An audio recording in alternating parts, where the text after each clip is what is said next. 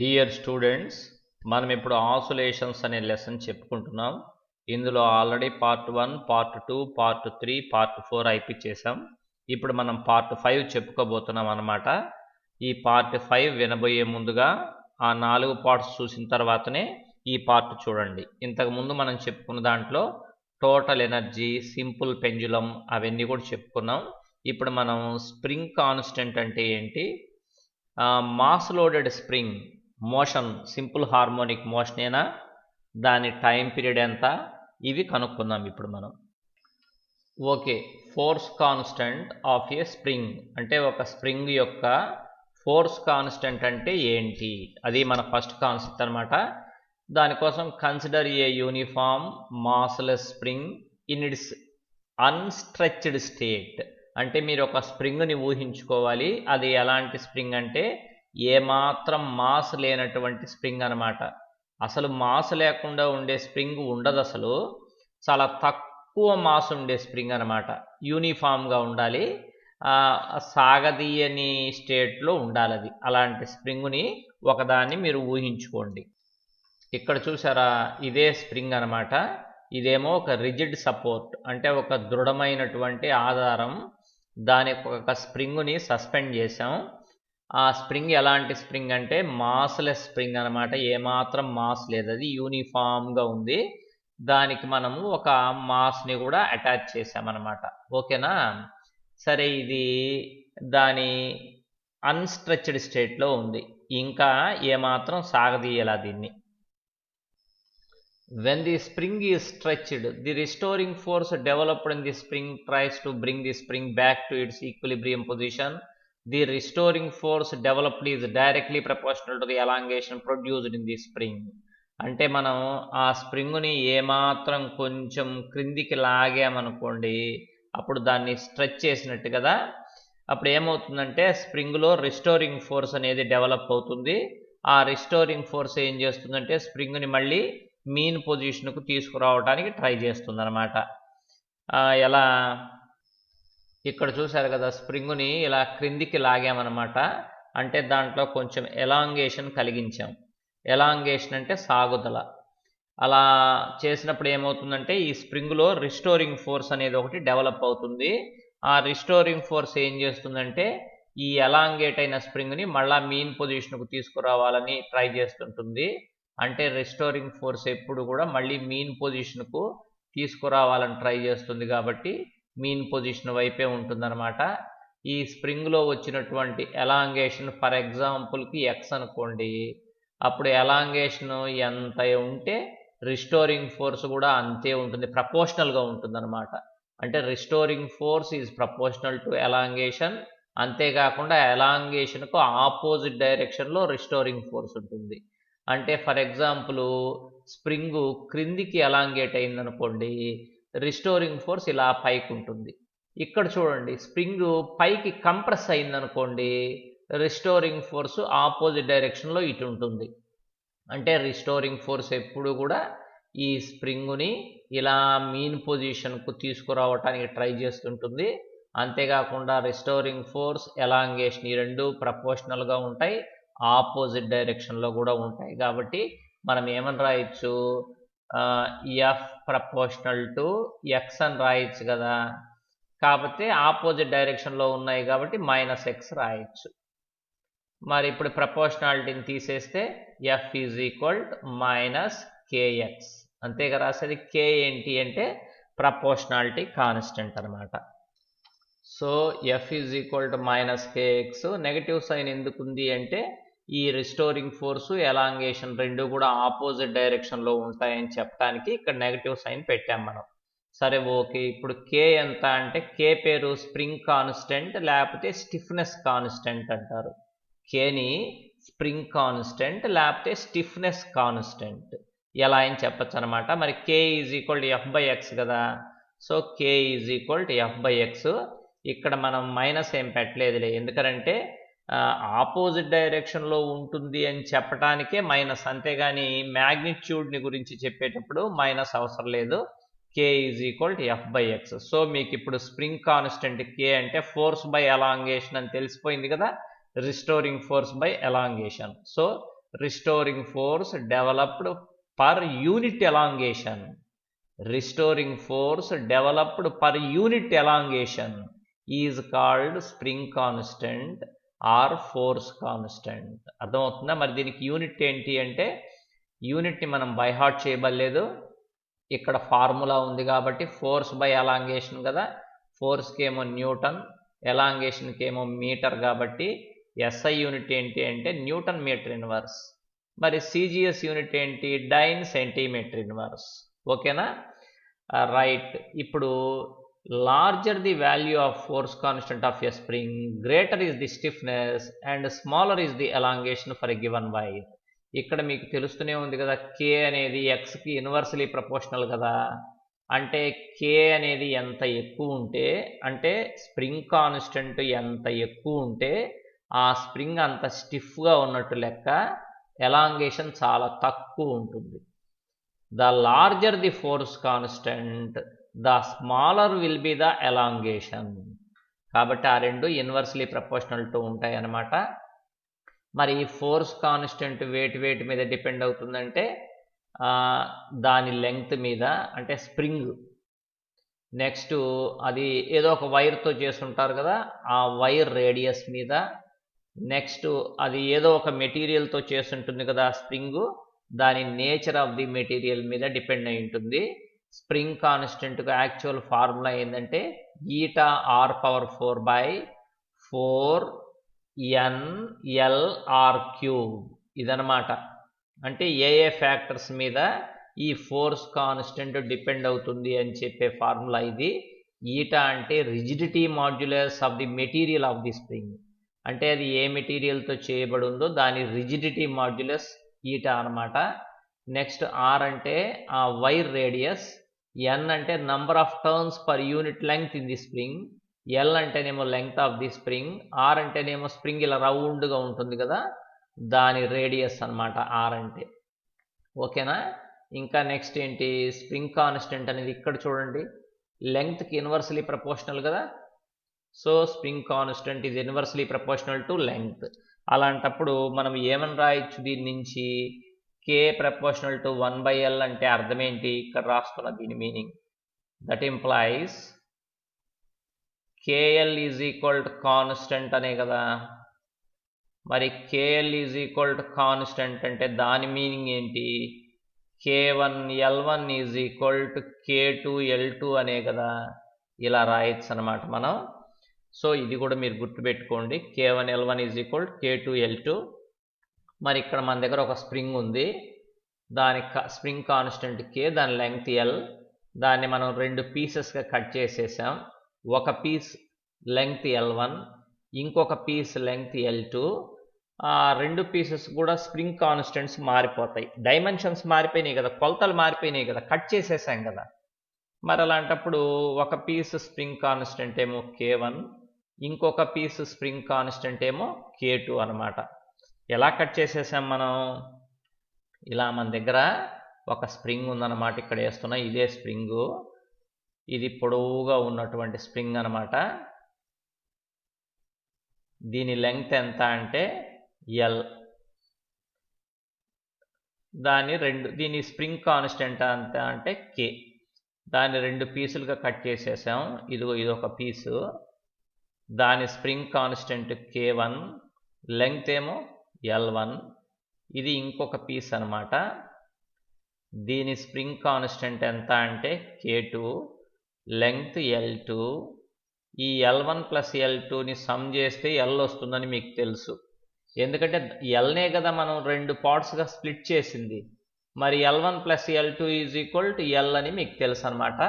So ఇలాంటప్పుడు ఈ చిన్న పార్ట్ని చూసారా ఇక్కడ, దానికి K1L1 ఈజ్ ఈక్వల్ టు, మరి ఈ పార్ట్కి K2L2 ఈజ్ ఈక్వల్ టు, ఈ మొత్తం స్ప్రింగ్కు K into L1 plus L2 ఇలా రాయొచ్చు కదా. ఇక్కడ చూపించా కదా, నేను పైన చూపించా కదా మీకు, KL ఈజ్ ఈక్వల్ కాన్స్టెంట్ అని ఇప్పుడే చూపించాను కదా. సో దాని ప్రకారంగా ఇట్లా రాశాను అనమాట, KL ఈజ్ ఈక్వల్ కాన్స్టెంట్ కాబట్టి ఇక్కడ K1L1 is equal K2L2 is equal K into L1 plus L2. నీకు K1 కావాలంటే ఈ L1ని RHS సైడ్ పంపించేసే, K1 is equal k into L1 plus L2 by L1. అలానే K2 కావాలంటే ఇక్కడ ఉంది చూసారా K2, అది కావాలంటే K2 is equal k into L1 plus L2 by L2 అనమాట. ఓకేనా? ఇలా చిన్న చిన్న పీసెస్ స్ప్రింగ్ కాన్స్టెంట్ ఎంతో చెప్పచ్చు. ఫస్ట్ పీస్ స్ప్రింగ్ కాన్స్టెంట్కి ఇది ఫార్ములా, సెకండ్ పీస్ స్ప్రింగ్ కాన్స్టెంట్కు ఇది ఫార్ములా అనమాట. ఇది మనం ప్రాబ్లమ్స్ చేసేటప్పుడు పనికొస్తుంది. ఓకే, ఇప్పుడు suppose A massless spring is suspended vertically from a rigid support. If a load M is attached to its lower end, it causes a downward force mg on the spring. Due to this, suppose the spring elongates by an amount x, the restoring force developed kx in the upward direction. At equilibrium position, kx is equal to mg, k is equal to mg by x. ఇది మనకు తెలిసిందే, ఇదేం కష్టమేం కదా. ఏం చెప్పాడు ఇక్కడ? ఇది కదా ఒక రిజిడ్ సపోర్ట్, దానికి ఒక స్ప్రింగ్ని ఇలా సస్పెండ్ చేసాం. ఎలాంటి స్ప్రింగ్ ఇది? మాస్లెస్ స్ప్రింగ్ అనమాట. దీనికి ఒక లోడ్ కూడా ఇలా తగిలిచ్చాం మనం, లోడ్ని అటాచ్ చేసాం. ఎంత ఈ మాస్? m. అప్పుడు క్రిందికి పనిచేసే వెయిట్ ఎంత? mg అని మీకు తెలుసు కదా. ఈ వెయిట్ వల్ల ఏమవుతుందంటే ఈ స్ప్రింగ్ ఎలాంగేట్ అవుతుంది, సాగిపోతుంది. దాంట్లో వచ్చిన ఎలాంగేషన్ ఎంత అంటే x అనుకోండి. అలాంటప్పుడు మీకు తెలుసు కదా డౌన్వర్డ్ ఫోర్స్ ఏంటి? mg అనేది డౌన్వర్డ్ ఫోర్స్. స్ప్రింగ్లో క్రియేట్ అయిన రిస్టోరింగ్ ఫోర్సే అప్వర్డ్ ఫోర్స్. కాబట్టి first F is equal to mg అని రాయొచ్చు. ఇక్కడ రాస్తున్నా, F ఈజ్ ఈక్వల్ mg అని రాస్తున్నా నేను. F అంటే kx కదా, మీకు తెలుసు కదా, ఇంతకుముందు చెప్పాను కదా నేను పైన. సో Fకు బదులు kx రాయొచ్చు. అప్పుడు kx is equal to mg అవుతుంది అనమాట. k is equal to mg by x అవుతుంది. సో ఏం లేదు, సింపుల్గా ఈ స్ప్రింగ్ ఉంది చూసారా, ఈ స్ప్రింగ్ ఒక మాస్ తగిలించండి, అటాచ్ చేయండి, ఆ మాస్ m. అప్పుడు ఆ స్ప్రింగ్ ఎంత ఎలాంగేట్ అయిందో మెజర్ చేయండి. అది ఎలాంగేట్ అయింది ఎంత అంటే x అయితే, సింపుల్గా స్ప్రింగ్ కాన్స్టెంట్కి ఏంటంటే formula k is equal to mg by x అనమాట. g అంటే యాక్సలరేషన్ డ్యూ టు గ్రావిటీ. ఓకేనా? నెక్స్ట్ మనం spring mass system in vertical plane, అంటే ఒక స్ప్రింగ్ మాస్ సిస్టమ్ తీసుకుందాం వర్టికల్ ప్లేన్లో. దాని మోషన్ సింపుల్ హార్మోనిక్ మోషన్ అని ప్రూవ్ చేసి దాని టైం పీరియడ్ ఎంతో కనుక్కుందాం. దానికోసం చూడండి, let us consider a mass plus spring of force constant k suspended vertically from a rigid support and loaded with a mass m. అంటే నేను ఇక్కడ చూపిస్తాను చూడండి, లాస్ట్లో చెప్పాను కదా మీకు ఇందాక, చివర్లో చూపించాను కదా నేను ఆ డయాగ్రామ్. ఇక్కడ చూడండి, రిజిడ్ సపోర్ట్కి ఒక మాస్లెస్ స్ప్రింగ్ అటాచ్ అయినది వర్టికల్గా. దీనికి ఒక లోడ్ కూడా సస్పెండ్ చేసామన్నమాట. లోడ్ ఎంత అంటే m. ఎప్పుడైతే లోడ్ని సస్పెండ్ చేసామో దీంట్లో కొద్దిగా ఎలాంగేషన్ ఆల్రెడీ వచ్చి ఉంటుంది. ఆ ఎలాంగేషన్ ఎంత అంటే మీరు x అనుకోండి. ఎందుకు ఎలాంగేషన్ వస్తుందంటే మనం ఏ లోడు సస్పెండ్ చేయకపోతే అప్పుడు దాంట్లో ఏమి ఎలాంగేషన్ ఉండదు, స్ప్రింగ్ మీన్ పొజిషన్లో ఉంటుంది. కానీ మనం కొద్దిగా లోడ్ సస్పెండ్ చేసాం కదా, ఈ అటాచ్ చేసిన లోడ్ వల్ల ఈ స్ప్రింగ్ ఎలాంగేట్ అవుతుంది కదా, అందులో వచ్చిన ఎలాంగేషన్ ఎంత అంటే x అనమాట. మనం ఏం చేసామంటే ఇప్పుడు దీని పేరు మాస్ లోడెడ్ స్ప్రింగ్. ఎందుకంటే ఈ స్ప్రింగ్కు మనం మాస్ని లోడ్ చేసాం కాబట్టి దీని పేరు మాస్ లోడెడ్ స్ప్రింగ్. మనం ఏం చేసాం, ఇప్పుడు ఈ స్ప్రింగ్ని కొంచెం క్రిందికి లాగి వదిలేసాం ఈ మాస్ని. when the mass is pulled down and released, ఈ మాస్ని కొంచెం క్రిందికి లాగి వదిలేస్తే the mass moves up and down, ఇట్లా పైకి క్రిందికి మూవ్ అవుతుంటుంది. It executes simple harmonic motion. ఖచ్చితంగా అది ఇలా పైకి క్రిందికి మీన్ పొజిషన్ నుంచి, ఇక్కడ ఉంది కదా మీన్ పొజిషన్ నుంచి పైకి క్రిందికి ఇలా మూవ్ అవుతూ అది సింపుల్ హార్మోనిక్ మోషన్లో ఉంటుంది. సరే, ఏదైనా ఒక పొజిషన్లో దాని డిస్ప్లేస్మెంట్ ఎంత అంటే y అనుకోండి. అంటే ఆల్రెడీ వచ్చిన డిస్ప్లేస్మెంట్ ఎంత? ఆల్రెడీ వచ్చిన డిస్ప్లేస్మెంట్ x. ఎందుకంటే మనం మాస్ని అటాచ్ చేయంగానే కొంత ఎలాంగేషన్. సరే, మనం క్రిందికి లాగాం కాబట్టి మరికొంత ఎలాంగేషన్ వచ్చిందనమాట y. టోటల్ ఎలాంగేషన్ ఎంత అంటే ఎక్స్ ప్లస్ వై అనమాట.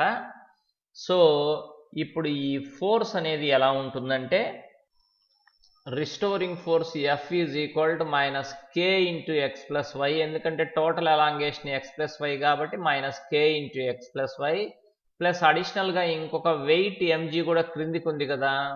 So F is equal to minus k into x plus y plus mg.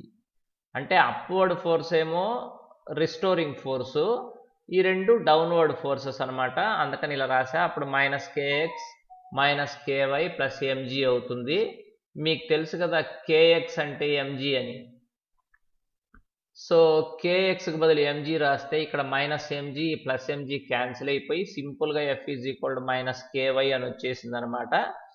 అంటే restoring force is equal to minus k into elongation, అంతే కదా, అదే కదా మనం చెప్పుకుంది. సరే నెగటివ్ సైన్ ఎందుకు ఉంది అంటే ఈ ఎలాంగేషను రిస్టోరింగ్ ఫోర్సు ఆపోజిట్ డైరెక్షన్లో ఉన్నాయని చెప్పడానికి అలా పెట్టామన్నమాట. ఎఫ్కి బదులు ఇప్పుడు మనం ఎంఏ రాయొచ్చు కదా, m a is equal to minus k y అవుతుందిగా, ఇక్కడ రాసేద్దాం. ఏమనంటే m a is equal minus k y అని రాసేద్దాం. M a is equal minus k y. మరి అలాంటప్పుడు ఏ ఎంత, a is equal minus k by m into y అవుతుంది కదా, అదే మనము ఈ క్రింద రాసాం. A is equal minus k by m into y. Okay, అంటే అర్థం ఏంటి, ఈ మైనస్ కే బై ఎం మొత్తం ఒక కాన్స్టెంట్ కాబట్టి a is equal minus some constant into y, అంటే a proportional to minus y అనమాట. యాక్సిలరేషను డిస్ప్లేస్మెంట్ ఒకదానికోటి ప్రపోర్షనల్ గాను ఆపోజిట్ డైరెక్షన్ గాను ఉన్నాయి. ఇలా ఉండేది సింపుల్ హార్మోనిక్ మోషన్లో మీకు తెలుసు కదా. సో ఈ మాస్ లోడెడ్ స్ప్రింగ్ అనేది ఎస్హెచ్ఎంలో ఉంటుంది, కన్ఫర్మ్ అయిపోయింది. ఎప్పుడైతే మనకు a is equal to minus k by m into y అని వచ్చేసిందో దాని అర్థం a proportional to minus y అనే కదా, ఇదంతా కాన్స్టెంట్ కదా. A proportional to minus y అంటే acceleration is proportional to displacement and opposite in direction. ఇంకా ఇది లీనియర్ మోషన్లో ఇలా పైకి క్రిందికి ఊగుతుంది కాబట్టి ఖచ్చితంగా ఈ మాస్ లోడెడ్ స్ప్రింగ్ అనేది సింపుల్ హార్మోనిక్ మోషన్లో ఉంటుంది అని మనం ప్రూవ్ చేసేసాం. తర్వాత ఇక్కడ మనకు వచ్చిన ఈక్వేషన్ చూసారా, a is equal to minus k by m into y అనేది, దీన్ని కనుక మనం తీసుకొచ్చి simple harmonic motion equation a is equal to minus omega square వైతో కంపేర్ చేస్తే ఇది మీకు ఎస్హెచ్ఎం ఈక్వేషన్ అని మీకు తెలుసు కదా, ముందు మనం చెప్పుకొని ఉన్నాం. ఆ రెండింటిని కంపేర్ చేస్తే అప్పుడు omega square y is equal k by m into y అవుతుంది. సింపుల్గా omega square is equal k by m అవుతుంది. Omega is equal root of k by m అవుతుంది అనమాట. ఒమేగా అంటే 2π/t అని మీకు తెలుసు కదా, ఇక్కడ రాస్తాను నేను. అంటే దాని అర్థం ఏంటి, ఒమేగా ఈజ్ ఈక్వల్ మనకు వచ్చింది రూట్ ఆఫ్ కే బై ఎం అని వచ్చింది కదా. Omega is equal to 2π/t అని మనకు తెలుసు, ఇంతకుముందు కూడా యూస్ చేసాం. Is equal to root of k by m కదా, రెండు వైపులా రెసిప్రోకల్ చేస్తే t/2π is equal to root of m/k కదా. మరి 2π నటు పంపించేయండి RHS side, t is equal to 2π into root of m/k కదా, టైం పీరియడ్ అంటే అంతే కదా. t is equal to 2π root of m/k. చూసారా టైం పీరియడ్ వచ్చేసింది. ఫస్ట్ ఈ mass loaded spring simple harmonic మోషన్లో ఉంటుందని ప్రూవ్ చేసాం. నెక్స్ట్ పాయింట్ దాని టైం పీరియడ్ కూడా కనుక్కుందాం అనమాట. ఇంకా ఫ్రీక్వెన్సీ ఎలా వస్తుందంటే జస్ట్ టైం పీరియడ్ని రెసిప్రోకల్ చేస్తే ఫ్రీక్వెన్సీ వస్తుంది. కాబట్టి దీన్ని తిరగదిప్పి రాయండి, 1/2π route of k by m అవుతుంది. ఎందుకంటే ఫ్రీక్వెన్సీ అంటే రెసిప్రోకల్ ఆఫ్ టైం పీరియడ్ కాబట్టి ఇలా చేసాం. సో ఫస్ట్ టైం పీరియడ్ కనుక్కోవాలి, తర్వాత ఇలా ఫ్రీక్వెన్సీ కనుక్కోవాలన్నమాట. ఇది మాస్ లోడెడ్ స్ప్రింగ్కు టైం పీరియడ్. ఇక్కడ మీరు గమనించండి ఈక్వేషన్ని బాగా, ఇందులో ఎక్కడైనా acceleration due to gravity small g ఉందా, లేదు కదా. అంటే time period of a mass loaded spring is independent of acceleration due to gravity. అంటే యాక్సిలరేషన్ డ్యూ టు గ్రావిటీ మీద డిపెండ్ కాదు. అదే సింపుల్ పెండ్యులంకి అయితే, సింపుల్ పెండ్యులం ఇంతకుముందు చెప్పుకున్నాం మీకు తెలుసు కదా, రిజిడ్ సపోర్టు, ఒక స్ట్రింగు, దానికి చిన్న ఒక బాబ్ ఒకటి, అది కూడా ఎస్హెచ్ఎంలో ఉంటుందని చెప్పుకున్నాం. దాని టైం పీరియడ్ ఎంత వచ్చింది మనకు, t is equal to 2π root of l/g అని వచ్చింది. అంటే దాని time period acceleration due to gravity మీద డిపెండ్ అవుతుంది. కానీ ఇక్కడ చూడండి దీని టైం పీరియడ్ అంటే మాస్ లోడెడ్ స్ప్రింగ్ కదా ఇది, దీని time period independent of acceleration due to gravity. ఓకేనా, ఇక్కడ చూడండి కింద mg is equal to kx అని చెప్పుకుంటున్నాం కదా మనం. అలాంటప్పుడు m/k ఎంత, m/k x/g కదా. సో ఇక్కడ m/kకి బదులు x/gని సబ్స్టిట్యూట్ చేసి కూడా మనం ఈ ఫార్ములాని ఇలా రాయొచ్చు అనమాట.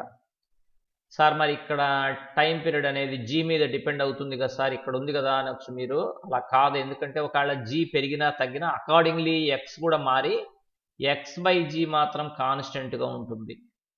ఒకవేళ g ఇంక్రీజ్ అయిందనుకో అకార్డింగ్లీ x ఇంక్రీజ్ అవుతుంది, g డిక్రీజ్ అయిందనుకో అకార్డింగ్లీ x డిక్రీజ్ అవుతుంది. కానీ √(x/g) మాత్రం కాన్స్టెంట్గా ఉంటుంది. Time period of a mass loaded spring is independent of acceleration due to gravity. అంటే యాక్సిలరేషన్ డ్యూ టు గ్రావిటీ మీద అసలు డిపెండ్ కాదు. మరి టైం పీరియడ్ దేని మీద డిపెండ్ అవుతుందంటే మనం ఏ మాస్ని అయితే సస్పెండ్ చేసామో ఆ మాస్ మీద, స్ప్రింగ్ కాన్స్టెంట్ మీద, ఆ రెండింటి మీదనే దీని టైం పీరియడ్ అనేది డిపెండ్ అవుతుంది అనమాట. So time period of oscillation of a given spring mass system is independent of acceleration due to gravity. Therefore, in gravity-free region of artificial satellite, simple pendulum does not oscillate. మనము ఒక పెంజులం క్లాక్ని తీసుకెళ్ళామనుకో ఎక్కడికి, ఒక artificial శాటిలైట్లోకి పెంజులం క్లాక్ని తీసుకెళ్ళాం. ఎక్కడో శూన్య ప్రదేశంలో ఉన్నటువంటి artificial శాటిలైట్లోకి తీసుకెళ్తే అక్కడ జీ ఉండదు కాబట్టి ఈ సింపుల్ పెంజులం అసలు ఆసిలేట్ కాదు కాబట్టి ఆ పెంజులం క్లాక్ అనేది కరెక్ట్ టైం చూపించదు. మరి ఆర్టిఫిషియల్ శాటిలైట్లో పెంజులం క్లాక్స్ని ఉపయోగించవచ్చా అంటే ఉపయోగించకూడదు. ఎందుకని, అవి ఆసిలేట్ కావు. అసలు ఎందుకని ఆసిలేట్ కావు, దాని టైం పీరియడ్ అనేది జీ మీద డిపెండ్ అవుతుంది. ఆర్టిఫిషియల్ శాటిలైట్లో అసలు జీ ఉండదు, జీ 0 ఉంటుందన్నమాట. అట్లాంటి చోట్ల పెంజులం క్లాక్స్ అసలు పనికిరావు. కానీ ఈ స్ప్రింగ్ మాస్ సిస్టమ్ మాత్రం ఆసిలేట్ అవుతుంది. ఇవి మాత్రం అక్కడ కరెక్ట్ టైమే చూపిస్తుంటాయి, ఎందుకంటే దీని టైం పీరియడ్ అనేది జీ మీద డిపెండ్ కాదు కాబట్టి. సో మనం ఆర్టిఫిషియల్ శాటిలైట్లో ఒక స్ప్రింగ్తో చేసినటువంటి స్ప్రింగ్ మాస్ సిస్టమ్తో చేసిన క్లాక్స్ని యూస్ చేసుకోవచ్చు, రైటేనా. Next, the time period of oscillation of a spring mass system depends on mass of the body attached to the spring and force constant. చెప్పాను కదా ఈ ఫార్ములాలో టైం పీరియడ్ అనేది m/k అని ఉంది కాబట్టి మాస్ మీద, ఫోర్స్ కాన్స్టెంట్ మీద డిపెండ్ అవుతుంది, అంతేనా. అది మనం చెప్పుకుంటున్నాం అన్నమాట ఇప్పుడు.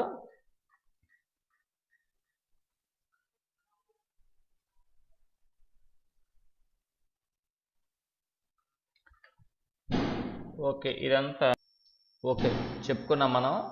సో ఇప్పుడు మీకు తెలిసింది ఏంటంటే ఒక మాస్ లోడెడ్ స్ప్రింగ్ అంటే ఏంటో తెలిసిపోయింది, దానికి స్ప్రింగ్ కాన్స్టెంట్ అంటే ఏంటో తెలిసిపోయింది. నెక్స్ట్ దాని టైం పీరియడ్కి ఏంటి ఫార్ములా అనేది ఒకటి మనకు తెలిసిందనమాట. టైం పీరియడ్ అనేది ఏ ఫ్యాక్టర్స్ మీద డిపెండ్ అవుతుందో తెలిసింది. Time period acceleration due to gravity మీద డిపెండ్ కాదని కూడా తెలిసిందనమాట. ఒక ఆర్టిఫిషియల్ శాటిలైట్లో జీ వాల్యూ 0 ఉంటుంది కాబట్టి అక్కడ పెంజులం క్లాక్స్ని వాడకూడదని తెలిసింది. అక్కడ స్ప్రింగ్ మాస్ సిస్టంతో చేసినటువంటి క్లాక్స్ని యూస్ చేస్తే అవి మాత్రం కరెక్ట్ టైం చూపిస్తుంటాయని మనకు తెలిసిపోయిందనమాట. So this is all about mass loaded spring. అయితే ఇక్కడ మనం ఈ స్ప్రింగ్ మాస్ ఎంత ఉండాలంటే నెగ్లిజిబుల్ మాస్ ఉండాలన్నమాట. ఈ స్ప్రింగ్ ఎట్లాంటి మాస్ అంటే మాస్లెస్ స్ప్రింగ్, ఇది చాలా తక్కువ మాస్ ఉన్న స్ప్రింగ్ అనమాట. అలా కాకుండా దీని మాస్ కూడా కన్సిడరబుల్ అయితే అలాంటప్పుడు ఫార్ములా మారిపోతుంది. అది నెక్స్ట్ క్లాస్లో మీరు డిరైవ్ చేస్తారనమాట. అది ఎట్లా అంటే T ఈజ్ ఈక్వల్ 2π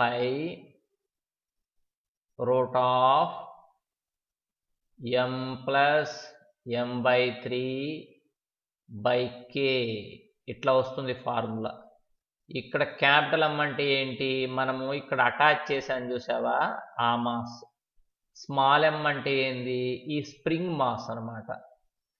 మనం ఇప్పుడు ఏం చేస్తున్నామంటే ఈ స్ప్రింగ్ మాస్ దాదాపుగా 0 అని తీసుకుంటున్నాం స్ప్రింగ్ మాస్. అందువల్ల ఈ m/3 అనే టర్మ్ రాలా మనకి, 0 అయిపోయింది కాబట్టి 2π √m/k అంటే మనం ఇప్పటిదాకా చెప్పుకున్నది ఏంటి అంటే ఈ స్ప్రింగ్ అనేది నెగ్లిజిబుల్ మాస్ ఉండాలి, అలా కాకుండా దాని మాస్ కూడా కన్సిడరబుల్ అయితే అలాంటప్పుడు ఈ ఫార్ములా యూస్ చేయాలన్నమాట. ఓకేనా? రైట్. తర్వాత నెక్స్ట్ వేరే కాన్సెప్ట్ చెప్పుకుందాం. ఓకే.